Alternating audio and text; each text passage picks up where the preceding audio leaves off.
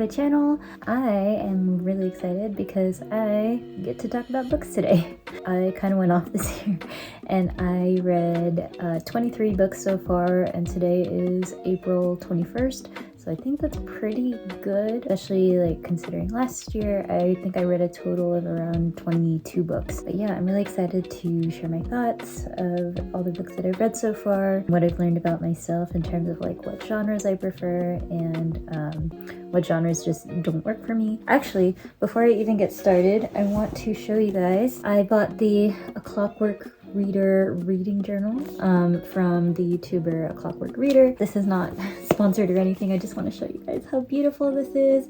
The gold foil is gorgeous, and the creator Hannah Azarang has all these hand-drawn illustrations in here. This is what a typical spread will look like. You get to put the title of the book, your rating, and then there's a couple of like reflection questions, including your favorite quotes, any lessons that you've learned from the book that you read. This book is also really cool because at the end she includes spaces for you to put things like your favorite authors, any favorite childhood book. I think this is absolutely gorgeous, and you guys should definitely subscribe to a Clockwork Reader if you haven't seen her videos already. The first book I read this year was The Song of Achilles by Madeline Miller. I feel like I'm already starting this video with a really hot take because this book was not for me. I personally wanted to, kind of delve into Greek mythology. I haven't really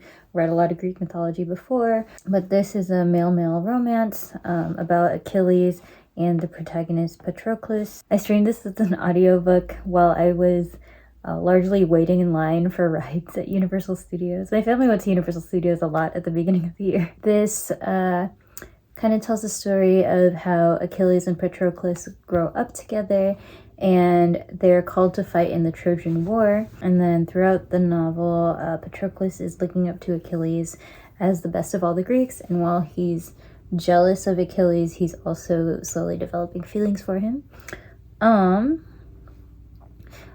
Because I streamed this as an audiobook in such a busy environment, I feel like that probably I can understand why people really love the book. The language is really beautiful, but I think I don't know, I feel like I just wasn't paying attention or something, and I would really want to give this book another chance. I've definitely heard this book heralded for its LGBTQIA rep. I definitely could just be wrong because every booktuber really loves this book. So I don't know. I want to read more by Madeline Miller. I want to read more Greek mythology, but this was not for me. The second book I read to make sure that I read something that I kind of knew I would enjoy was I'll Fly Away by Rudy Francisco. I had read Helium by Rudy Francisco before, so I kind of knew that his poetry was something that I really enjoyed. And the language, I find it to be very accessible, but not like so simple. This book also really touches on a lot of romantic love, self-harm, as well as racism and kindness and compassion. And I just really love those themes. So ultimately, I did give this book 5 stars. And I was happy to just progress from a read I didn't like to one that I really loved. The next book I read is called Dear Edward. I streamed this book as an audiobook, and I streamed it largely during my commutes to and from work. This book is about a 12-year-old boy who is the sole survivor of a plane crash that kills 200 people, including his whole family. So really tragic premise. We follow 2 timelines during the book. The first one being the aftermath from when he's 12 to when he's about 18 years old. And then the second timeline that we follow is just the final moments before the plane crashes down. I really loved this book. There's some plot elements that I don't want to reveal because they're spoilery, but we really do learn a lot about what it's like to be in the wake of such a tragedy, kind of this miraculous event that happened, and how Edward processes everything that's happened to him and his position in this whole event. I think this book also does really well to depict grief and loss, the friendships that you can make after grieving someone, whether family member or friend, and how grief can connect people within a community. I ended up giving this book 5 stars. I wanted to include a content warning as well for gore surrounding the plane crash. The next book that I read this year is Feeding the Soul Because It's My Business by Tabitha Brown. This book kind of reads as a self-help / memoir. Y'all don't know, Tabitha Brown is like the nicest lady on the internet. She is just a ray of sunshine. She posts little videos every day that say good morning, how y'all doing? Just watching her Instagram videos makes you feel so good. And this book is just more of that energy. Throughout the book, she's, telling memories about her life, struggles that she's overcome, really promotes this idea of things being your business. You really don't need to live for other people. At the end of the day, you're just living for yourself. I think another fun thing about this book and something unique about this as a memoir is that she includes a lot of vegan recipes. So, that's always helpful too, to have those little breaks between heavy moments to read about a little recipe, maybe try it in your kitchen. This book just felt like a warm hug overall. She really has this positive approach on life, letting other people in, while not letting anyone else's happiness or sadness affect yours. Ultimately, I did give this book 4.5 stars. Definitely recommend, with a couple of content warnings for a rape mention, as well as a lot of Christian themes, which I know can make some people uncomfortable. The next book I read was actually more of a magazine. It's called The Story of Spider-Man. It was released by Time Magazine, just one issue. And it was really cool because I love Spider-Man. That's actually Tom Holland right there, turned around. Tells the whole story of how he developed as a character, what this superhero meant to comic book readers at the time. Y'all know me, I love Marvel, I love Spider-Man more than any other Marvel character. I think what this book does really well is it gives a good explanation of why Peter Parker in particular resonates with a lot of fans. He wasn't born on another planet. He's just a regular guy who is in the right place at the right time. I gave this book 5 stars. If you're interested in Marvel history, definitely recommend looking that up. The next book I read is called White Tears, Brown Scars by Ruby Hamad. I streamed this as an audiobook on the way home from Universal Studios. This book really focuses on the intersection of whiteness and womanhood for white women and how they can kind of serve as both the oppressor and the oppressed, depending on the situation, and what that means for Black, Indigenous, and women of color. I thought that this book was really educational. There was one part toward the end of the book that didn't sit very well with me. Hamad was discussing the disproportionate reporting of white women being raped by BIPOC men. I feel like the tone could have been interpreted as problematic, almost seemed to come across as diminishing the experiences of those white women. That's a little caveat for this book, but I think it really does speak a lot to the privileges of being white and the privileges of being a white woman, especially in situations as mundane as in the workplace. I ultimately gave this 4 stars. A couple content warnings here for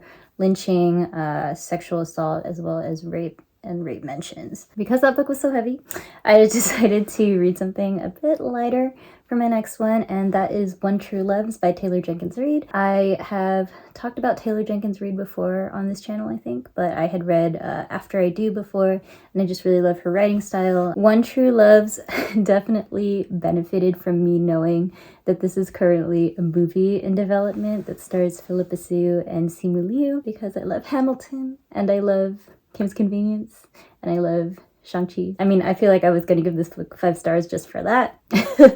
This is a love triangle. The main character, she marries her high school sweetheart in her mid-20s. She goes missing from a helicopter crash. She's grieving, and then a few years later, she gets engaged to another old flame. As luck would have it, she gets a phone call, and it's from her husband, who she had presumed dead. Talks about how your love for a person can evolve and change. Your love for one person being completely unique from your love for other people, or your love even for that person at a different period of time. I gave this 5 stars. It's a little content warning for gore, especially because, of why the husband goes missing. The next book I read is called Gmorning, Gnight by Lin-Manuel Miranda. As I just mentioned, I'm Hamilton trash, so I'm pretty sure One True Loves put me in the mood to read some Lin-Manuel. This was a really, really quick audiobook. Lin-Manuel was reading it to me. It felt like a good bedtime story.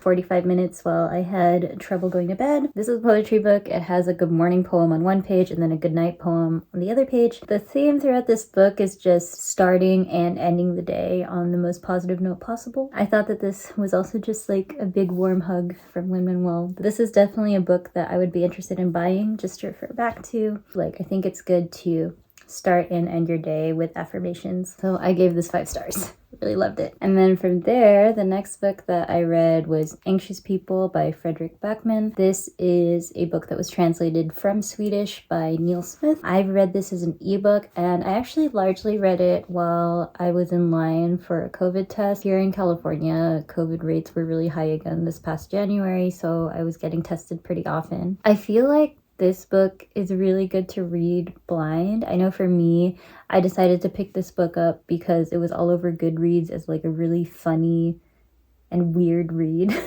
Basically, what it ends up being about is a hostage situation with a bank robber and like a couple people that are just locked in this apartment. So I think that's all I want to say about it. It kind of reads as a thriller, but it mostly reads as a comedy. If you do decide to check out the Netflix series, which I did after reading the book, I will say that the Netflix series is a lot more dramatic in tone versus the book, which is more of a comedy. I think both of them are really good.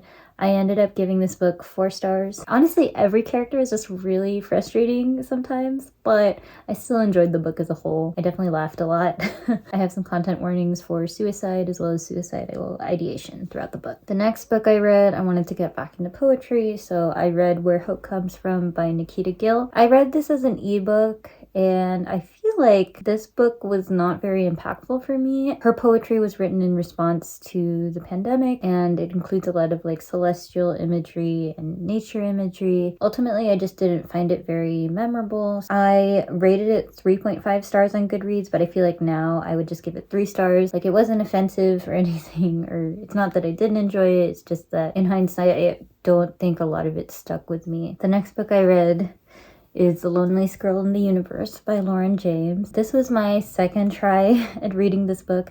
I actually rented it from the library months ago, but I ran out of time. I just didn't finish it. So I decided to rent it again as an ebook. This book just made me really angry because I read the blurb and I thought it was going to be one thing. And then when I was actually reading the book and then finished the book, it became something else entirely. So I want to say more, but it's definitely going to get into spoilers. The blurb says it's about a girl that is the sole survivor on a space mission. She is exchanging letters with a guy who's the only person on another spaceship. That sounds wholesome enough, but it just changes. It made me so angry that now I would give it 1 star.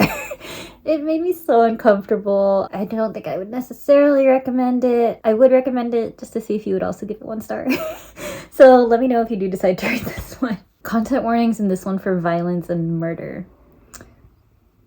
So yeah. The next book I read, because I wanted to win, was The 7 Husbands of Evelyn Hugo. If y'all are on Book Talk or on BookTube at all, like, this book is everywhere. Like, when you hear Taylor Jenkins read, you hear about this book. I bought this book from the store because that's how confident I was in it. I like almost never buy books at all, but I was really confident I would enjoy this one.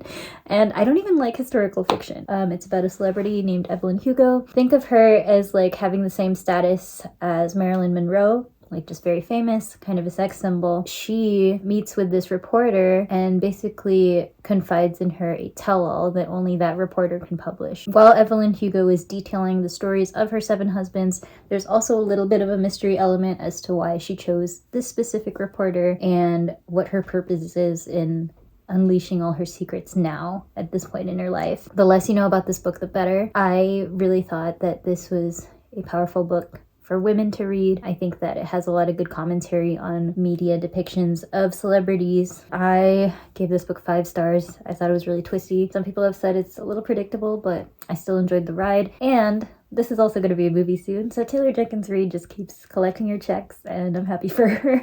Yeah, so 5 stars for The Seven Husbands of Evelyn Hugo. Trigger warnings for domestic abuse, gore, and infidelity. I wanted to switch genres at this point. The next book that I read was The Cruel Prince by Holly Black. 2 things about me. I'm really scared of YA, proper YA. Like, I don't like reading about high schoolers, and I don't like reading series, but I feel like I was kind of feeling FOMO in terms of everyone who was enjoying high fantasies, fairy world, and stuff like that. And so I was like, you know what? I'm gonna give this a try. So yeah, I picked up The Cruel Prince. It's an audiobook. It describes a society of fairies, and the main character, she is like a half-blood. Don't remember the specific nomenclature from the book, but yeah, she's half fairy, half mortal, debating whether she should run away from fairy world with her sister. There's also a coup going on in the kingdom, and she becomes a spy for that. So I think she's just torn between 2 worlds, like whether she wants to be a fairy or go be a mortal. This book was long. I'm sure most fantasy books are. I thought that the bullying scenes were pretty graphic for my taste, so that made me uncomfortable. Oh, the titular cruel prince is the one that is the biggest bully of all. And he's cruel, and he's the prince of the kingdom, so he gets away with a lot of stuff that he shouldn't be getting away with. It was an uncomfortable reading experience for me, but it was also like enough plot for me to want to finish the book. I originally gave it 4 stars, but I think now I would give it 3 stars with content warnings there for graphic bullying, murder and gore, and physical and verbal abuse. And then just to follow that up, I was like, maybe I should give this a little bit more of a chance. So I read The Lost Sisters, considered book 1.5 in the series. It's actually just a little 50-page POV from the sister's point of view. Not very impactful. I did not like the sister in the first book, and if this book was supposed to make me like her, it didn't work.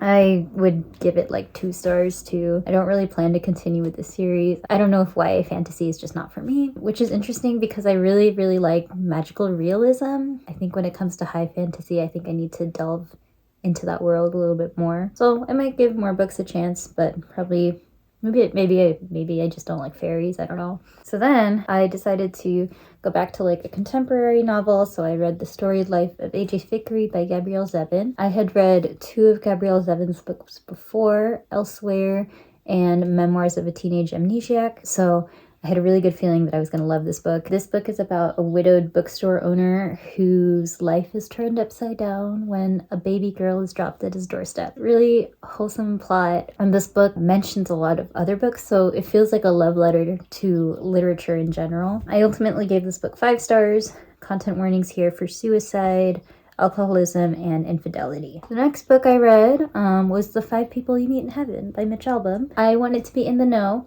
I know a lot of people read this book back in the day, back in like 2005 or whenever it was published. So I wanted to like know what people were talking about. I borrowed this from a friend, and this is in that realm of magical realism. So an old man saves a little girl from an amusement park accident. It talks about the 5 people that he meets in heaven and how each of those people have either crossed paths with him directly or indirectly throughout his life. It ultimately zooms out to that man's greater purpose in the universe. I really liked this book a lot. There was a scene like in the Philippines, and I thought that the author's descriptions were a little bit racist. So keep that in mind as you're reading. Some more content warnings as well for sexual assault, cancer, gore, parental abuse. But ultimately, I gave this 4.5 stars initially. I think I would give it 4 stars now, just because I've read so much magical realism that there's just some that I enjoy more. But this is a perfectly sweet story.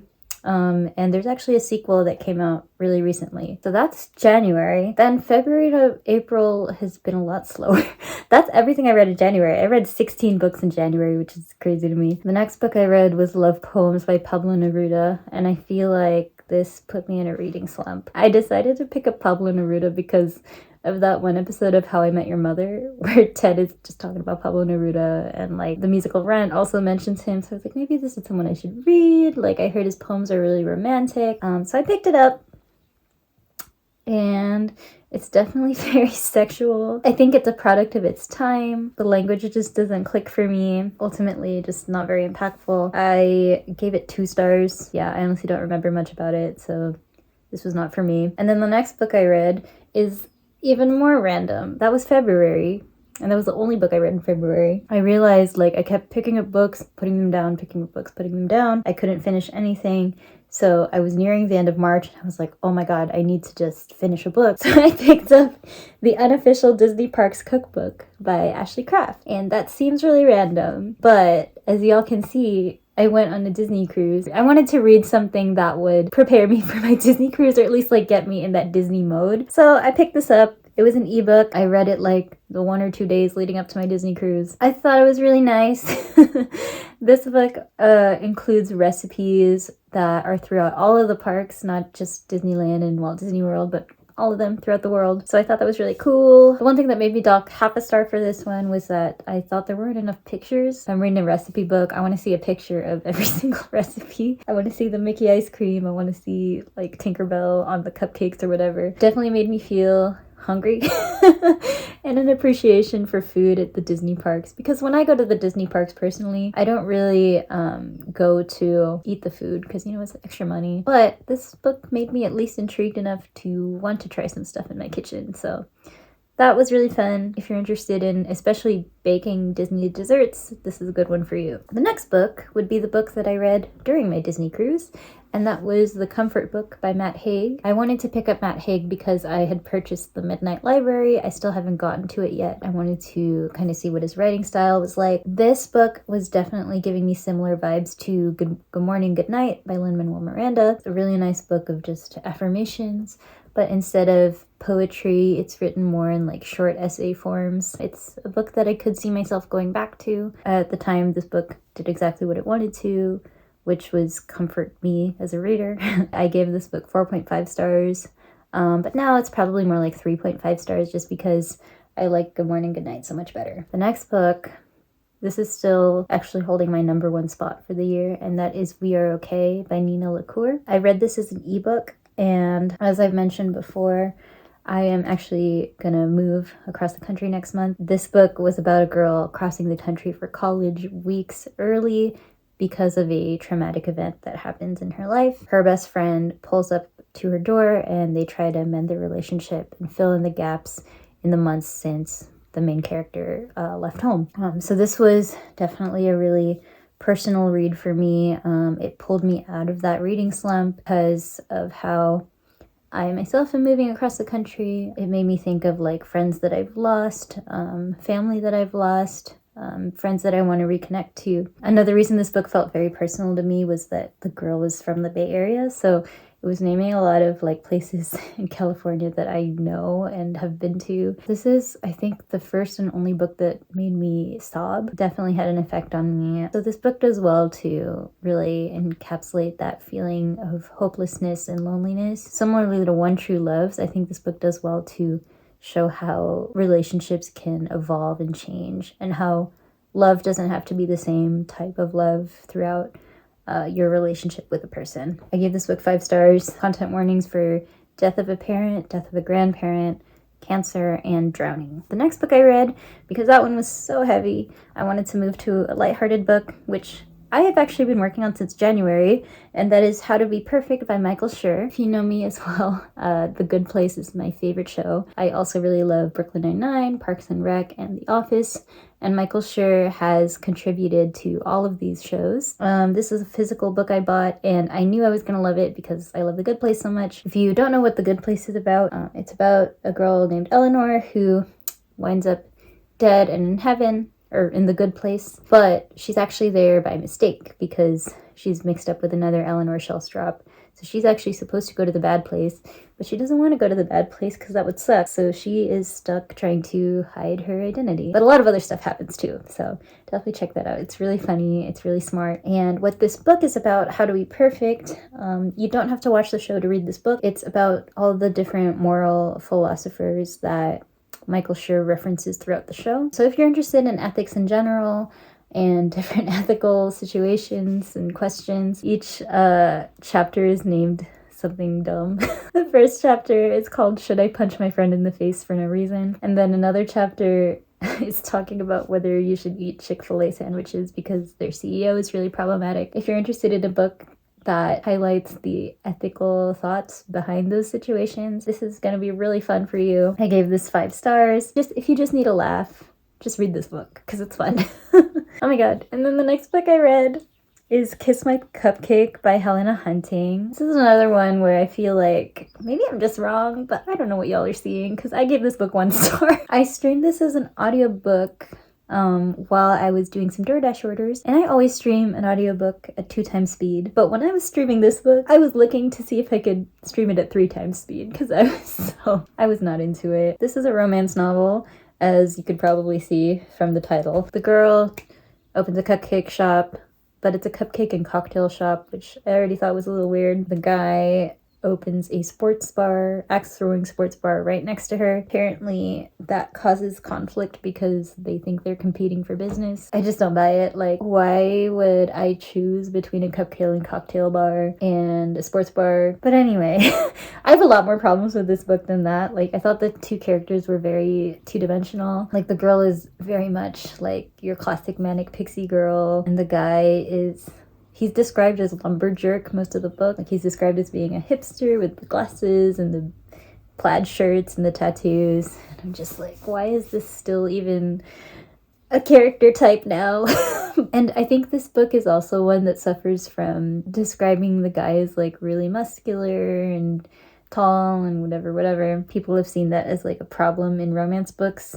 It's just not enough diversity in the characters and their body shapes. But more than that, I just didn't like the characters. Like, I didn't care about them. The main girl I thought was really annoying, and the guy wasn't a lot better. This is an enemies to lovers, but it's also somehow simultaneously a slow burn and insta love.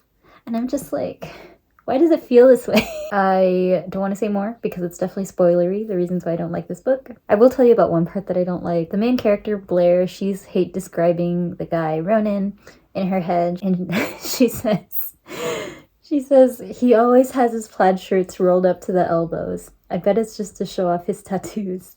And I couldn't stop laughing. Of course it's to show off his tattoos. That's probably what it's for. Anyway, I gave this book 1 star. I've been kind of writing it off as like the worst book I've ever read. Everyone has different tastes. That's why there's menus at restaurants, blah, blah, blah. And I really do want to delve more into the romance genre because I was looking for a nice rom-com. I love rom-com movies. I just didn't care about these 2 characters, so I didn't care about the book. So that was my first 22 books of 2022, but I wanted to sneak this one in. This is, I feel like, the kind of romance that I like. Same as Kiss My Cupcake. I can understand why people love it. I can understand why people do not love Normal People by Sally Rooney. This is another book that has been all over BookTube, all over Book Talk. So I wanted to be part of the conversation.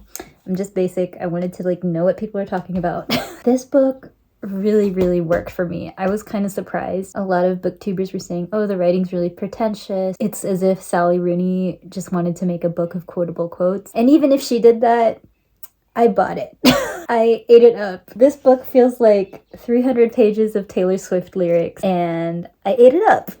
What this book is about, it's about 2 high schoolers, Connell and Marianne, and their relationship from high school through college. I see this recurring theme in the books that I really like, how love changes, what love means, what different types of love are. And this book is really like beautifully tragic. I think that like I really related to this book a lot. Like, I related to aspects of Marianne, and I related to aspects of Connell. Constant craving for popularity, or sometimes almost wanting unpopularity. This is another book that is currently a Hulu series, so I am interested in checking that out as well. But yeah, I think this is a book that I'm going to be thinking about for a really long time. I made a lot of highlights in it. This book was an emotional journey for me.